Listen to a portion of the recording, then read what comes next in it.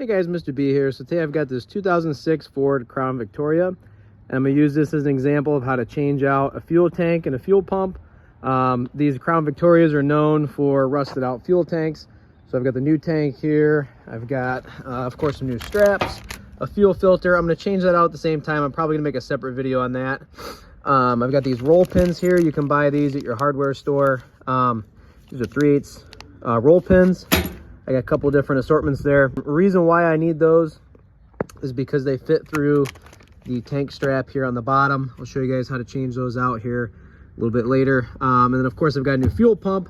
I did not buy the whole fuel pump housing for this one because typically when I do these, the fuel pump assembly, the housing with the sensor and everything, it's actually usually in really good shape because that tank fits up like this in the car. So that part of the tank is usually not exposed to the elements because it's tucked up between the floorboard. Of course, the tank comes with a new gasket there, which is nice. I'm going to have to, of course, drain all the old gasoline out. So I've got some catch cans here and a funnel. And first step here is I'm going to go ahead and jack this up. I'm going to take both wheels off just to gain easy access to everything. All right, so I got the wheels off here. I got the gas cap off. I'm going to take all this apart here later. Show you guys how to do that. The fuel filler tube goes in through here, and then it goes right in the tank. There really isn't any bolts to hold it in place. There's that bracket right there with that bolt that goes into the side of the tank. That has to come loose, and then the tube literally just pushes straight into the tank. So up under here, you can see obviously it's leaking. These tanks are known to rot out along the bottom pinch weld here, especially up behind this tank strap. They get rusty, they start to leak, and they start to seep. The rest of the vehicle is of course rusty, but not terrible. The strap mount right here is still in good shape. Same way with that one over there. I'm surprised that it's not leaking over there as well, but this isn't the first time I've seen these tanks get rusty and leak. It's actually a very common problem on these cars. And my first step is going to be to drain the tank. You could try and pump it out, but usually these vehicles, actually most vehicles these days, have an anti-siphoning device in the actual filler tube. So that's not really a good option. So I'm just going to poke a hole through it with a drill.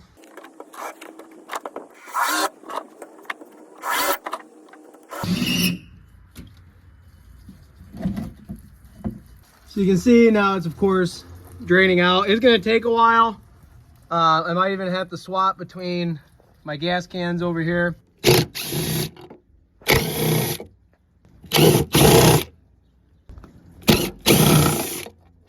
So while this is draining, it's taking a little bit to get it to drain. I'm going to go ahead and start taking some of this stuff apart here. That bolt right there that holds the filler tube in, that is a 5/16. This little ratcheting wrench fits in there pretty good. All right, so I'm going to take all these screws loose. I'm going to try and get this plastic piece on the inside to move around. That way I can move that fuel filler tube around later once I'm trying to get the tank out. Hopefully this goes well and nothing breaks. All right, so for that fuel filler plastic piece here, I'm in the trunk. I got the carpet peeled back right by the fuel pump inertia switch, and I can kind of wiggle that plastic piece around. So I'm gonna do my best to move this around and get it out of the way. So it took some serious finagling, but I was able to get my screwdriver up under there and get it past the lip of that fuel filler tube. Now I can move that out of the way. So the other thing I find helpful too to do is take these 4 screws loose that go into the body for the filler tube. This is just like a rubber boot that kind of holds it in place. And I'm going to need to be able to move this tube around quite a bit when I go to take the tank out.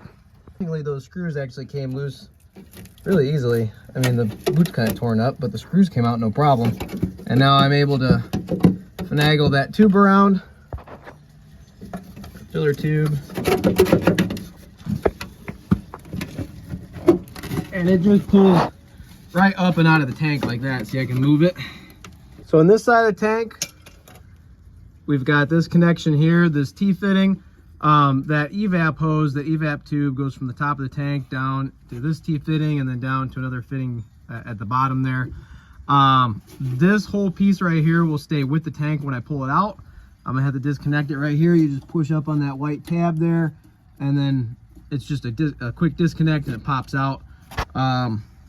Getting that to come loose after 20 years is kind of difficult, so I like to pinch it with these pliers here, get that white tab to pop up, and then try and wiggle it out of there. So I decided just to take this one loose because this one freed up pretty easily. But yeah, you just push in on that tab right there, and it opens up and it releases the lock tab so that you can pull that hose apart. I wound up just taking that white piece out altogether. I was able to take a pick and just kind of pull it out of there with a pick. All right, so now I got that apart. One thing to take note of is that when you drop the tank, that T-fitting is going to be kind of close to the frame here. You really want to make sure not to put too much weight on that T-fitting. It's plastic, it'll crack right off. And the new line to replace all this is right around 100 to 200 bucks. So they're not exactly cheap, but they are available. Next thing I'm going to do is I'm going to go ahead and take that fuel line off. It's just a quick disconnect. You're going to need one of these disconnect tools right here. It pushes into the little tabs inside of there, and what you do is you push on this going that way, and then you pull on the line at the same time and the line pops right out. Connector had to come loose as well.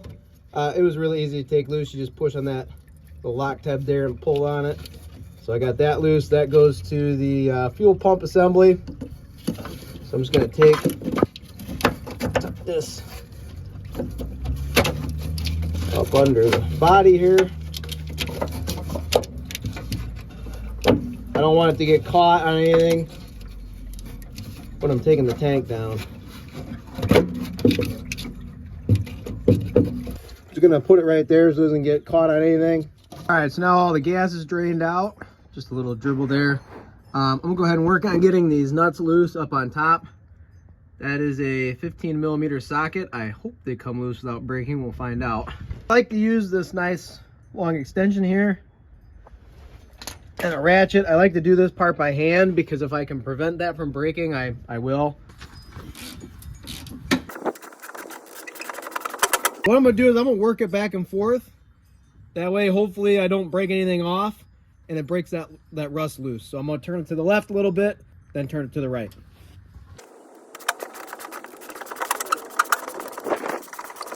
All right, so there's my bolt. And what I have here is I got my floor jack and that big piece of wood holding up the gas tank. That way, as I take this all apart, it doesn't drop on me.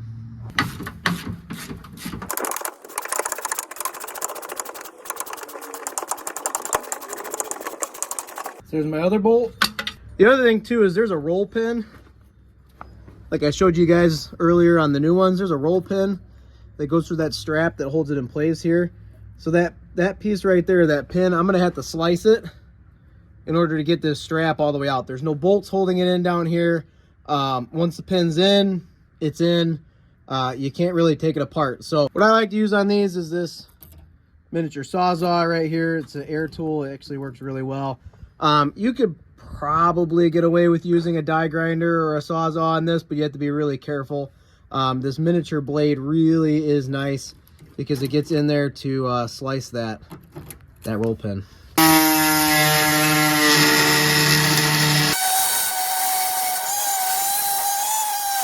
So I got lucky here and that roll pin's actually starting to come loose inside the strap. So I'm gonna try and take my punch and go in at it this angle and try and get it to come through this hole on the other end. There it goes. So there's the pin that holds it in place. Usually I had to cut them clean loose. All right, so get everything cleared out of the way. Straps are down. Now it's time to go ahead and drop the tank. And I'm gonna have to come back and forth and pull that filler tube out, because as the tank drops, the filler tube comes out.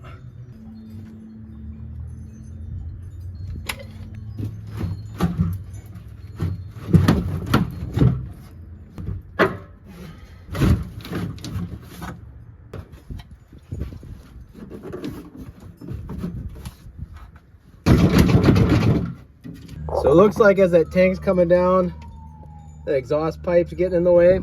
I was really hoping to do this without taking that exhaust pipe apart, Wires here, and I'm going to take this hanger off, and hopefully that allows the whole pipe assembly to move just enough to get the tank out.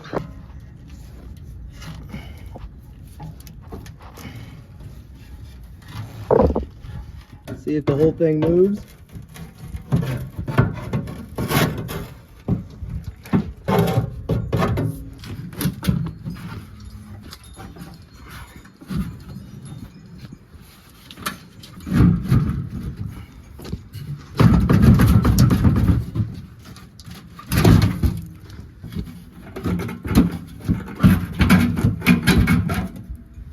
All right, so now I got both tanks here. I'll kind of show you guys what's coming off of the old one and getting reused. These rubber grommets down here at the bottom are going to get reused. This whole evap line piece here is going to get reused as well. Main thing is you just want to make sure there's no breaks in any of these hoses. This one, they've all got some dirt and some grime on them, but they're not bad. Even this one over here.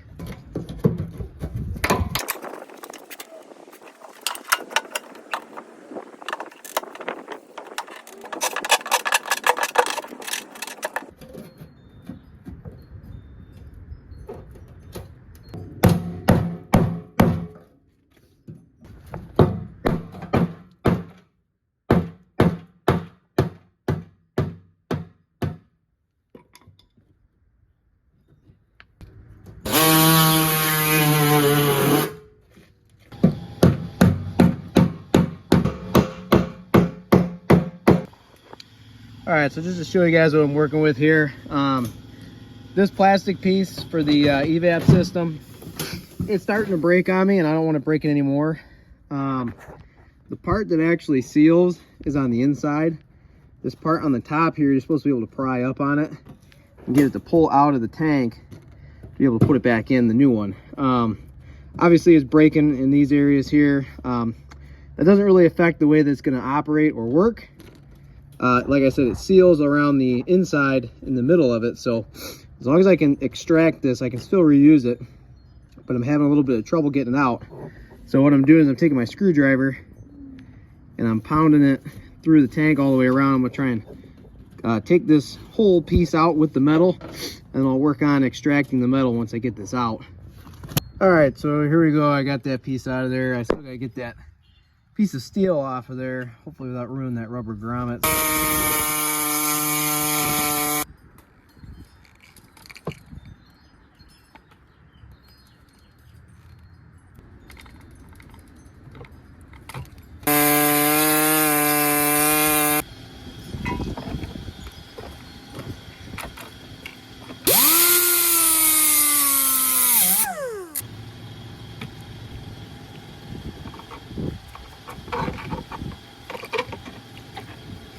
All right, so there's the rest of that steel piece. All right, so this rubber grommet here has got to come out as well.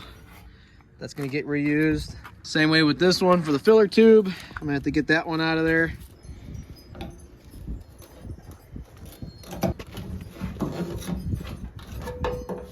There we go.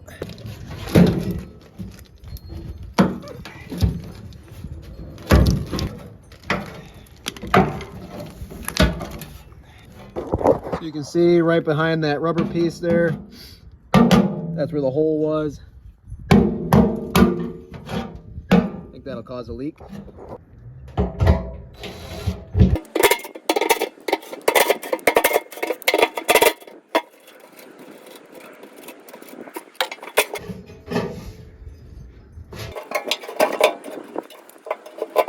Now that I've got the fuel pump assembly out, what I'm going to do is I'm going to go ahead and prep it to go back in. You could buy the whole housing if you really wanted to. Honestly, on these, you really don't need to, as long as the fuel sensor works.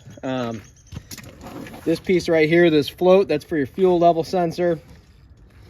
And then, of course, this piece right here is the pressure line for the fuel pressure. I mean, the connector and all the wires still look good. These typically don't rust out because, like I said, they're tucked up by the floorboard. But since it's out and I have it apart, I'm gonna go ahead and replace the pump. This piece here is the actual pump, and then it comes with a new sock as well.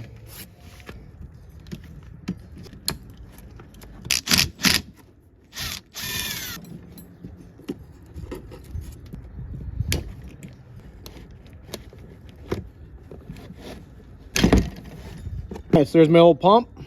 So this fuel line here actually looks like it's still in good shape. I'll just put a clamp over it when I'm done.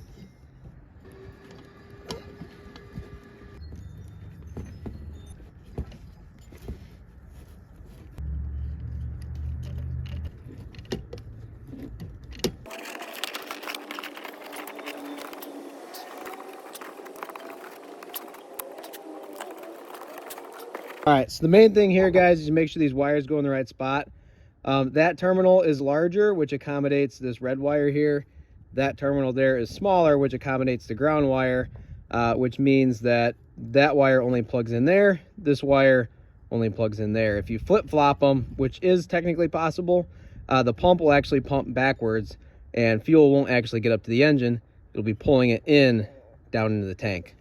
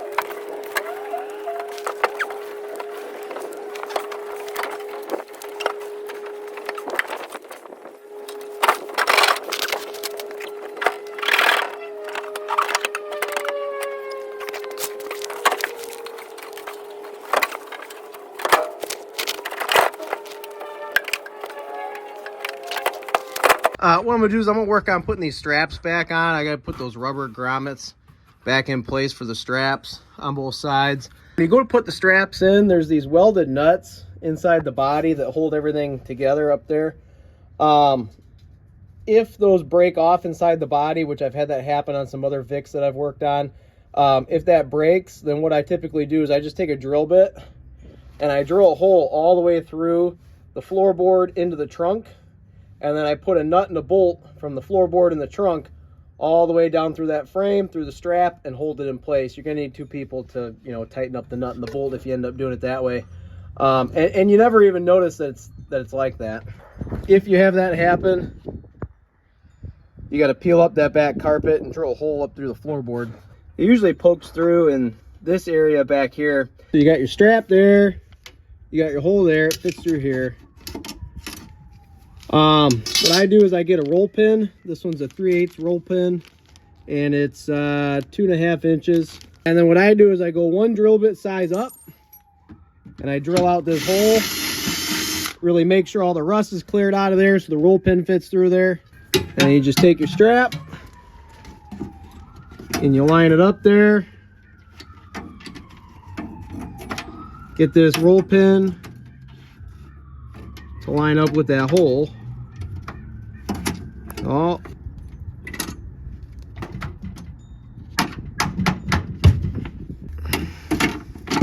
So I'm not a fan of how easy that roll pin went through there, because I don't want it to bounce around going down the road. So what I'm gonna do is I'm gonna get some vice grips and clamp down on this to make it a little bit tighter.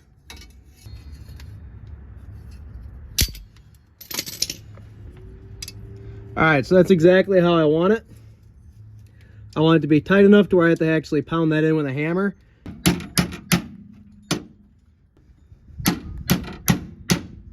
The main thing is you don't want to hit it too far in, otherwise it might not quite line up good, and you want to make sure that you got enough of that roll pin on each side so that way it doesn't pop out going down the road.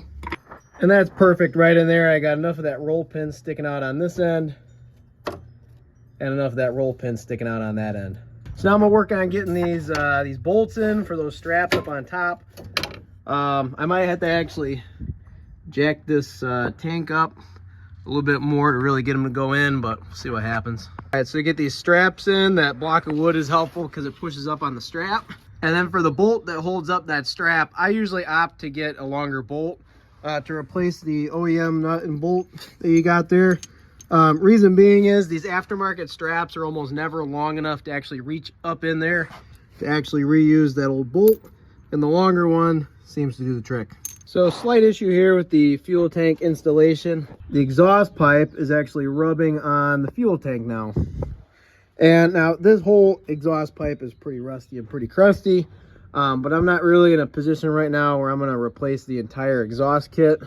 It looks like somebody's replaced this muffler at some point in time and put one of those repair sleeves on there. Like I said, I'm not really in a spot right now where I'm going to replace this whole back half of the exhaust. So what I'm going to do is to kind of combat this exhaust pipe that's a little extra long because of this muffler replacement from 15 years ago. Temporarily, what I'm going to do to solve this issue is I'm going to go ahead and just cut like a 2 or 3 inch chunk out of this pipe here, this straight piece, and I'm going to get a repair sleeve kind of similar to that one from the parts stores, and that'll allow me to push this pipe back and get it away from that fuel tank, because I don't want the pipe to rub on the tank going down the road. I'm a little concerned that it might heat it up, or it might just even rub on it and start to cause issues and maybe a leak later on down the road, and that'd be bad because, you know, the exhaust pipe's right there and I don't want the fuel tank to catch on fire. Up under here, and I've got that repair kit back on there. I just cut like a 2-3 inch chunk out of that pipe, put that repair sleeve in there with a couple of clamps to hold it in place. The muffler's not rubbing on anything. I've got the exhaust hanger back in, and you can see now, of course, the exhaust pipe no longer rubs on anything, which is exactly what we want. So, honestly, I wish I would have done that sooner, because it would have given me more space to take the fuel tank in and out. The pipe wasn't rubbing on the old tank. It was pretty darn close, but it wasn't really rubbing on it. But this new one, it must be just a little bit different in design. Of course, all I have left now is to put the wheels back on and get it back on the road. So if you guys found this video helpful, please go ahead and like and subscribe.